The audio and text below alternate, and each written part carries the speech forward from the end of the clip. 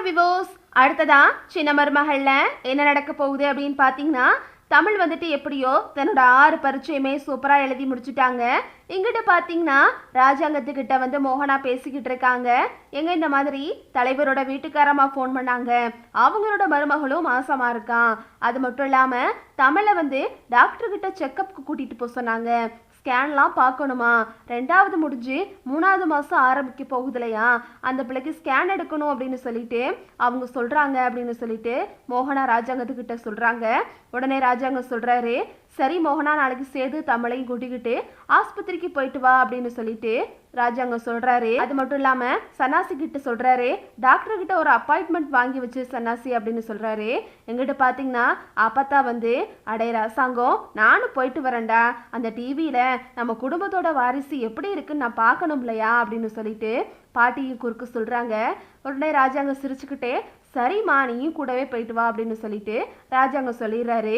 இந்த விஷயத்த தமிழ் வந்து சேதுகிட்ட சொல்கிறதுக்காக மேலே போகிறாங்க. உடனே சேது வந்து தமிழை பார்த்ததுமே விரட்டி விட்டுறாரு. தமிழ் ரொம்பவே சோகமாக உட்காந்துருக்காங்க.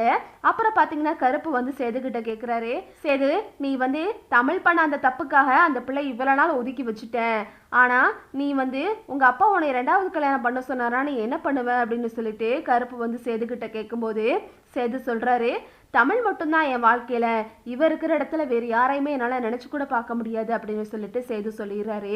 இதையெல்லாம் மோகனா கேட்டுட்டு போயிடுறாங்க. இங்கிட்ட பார்த்தீங்கன்னா ராஜாங்கமும் தன்னோட மகனை நினச்சி ரொம்பவே வருத்தப்பட்டுக்கிட்டு இருக்காரு. என்னோட மகனோட வாழ்க்கை இப்படியே போயிருமோன்னு பயமாக இருக்கு, அவனுக்குன்னு ஒரு துணை வேணும் இல்லையா அப்படின்னு சொல்லிட்டு பேசிக்கிட்டு இருக்காரு. உடனே மோகனாவும் சொல்கிறாங்க, என்னதான் இருந்தாலும் தமிழ் வந்துட்டு புள்ளத்தாச்சி பிள்ளை, நம்ம குடும்பத்தோட வாரிசு சுமக்கிற பிள்ளைய வந்து நம்ம இப்படி கார் செட்லலாம் படுக்க விடலாமாங்க, சேது கூட ரூம்லேயே தங்கிக்கிறட்டும் அப்படின்னு சொல்லிட்டு மோகனா வந்து ராஜாங்கத்துக்கிட்ட சொல்கிறாங்க. உடனே ராஜாங்கமும், ஆமாம் மோகனா, இனிமேல் வந்து தமிழ் பிள்ளைய வந்து சேது ரூம்லேயே தங்க சொல்லு, நானே நாளைக்கு அந்த பிள்ளைகிட்ட சொல்கிறேன், சேதுகிட்டையும் பேசுகிறேன் அப்படின்னு சொல்லிட்டு ராஜாங்கம் வந்து சேதுவை நினச்சி ரொம்பவே வருத்தப்பட்டுக்கிட்டு இருக்காரு. இதையெல்லாம் வந்துட்டு சேது வந்துட்டு வெளியே நின்று கேட்டுட்டு அப்பான்னு சொல்லிட்டு உள்ளே ஓடி வந்து, அப்பா நீங்கள் ஏப்பா என்னோட வாழ்க்கையை நினச்சி கவலைப்படுறீங்க, நான் நல்லா தான்ப்பா இருக்கேன் அப்படின்னு சொல்லிட்டு பேசுகிறாரு.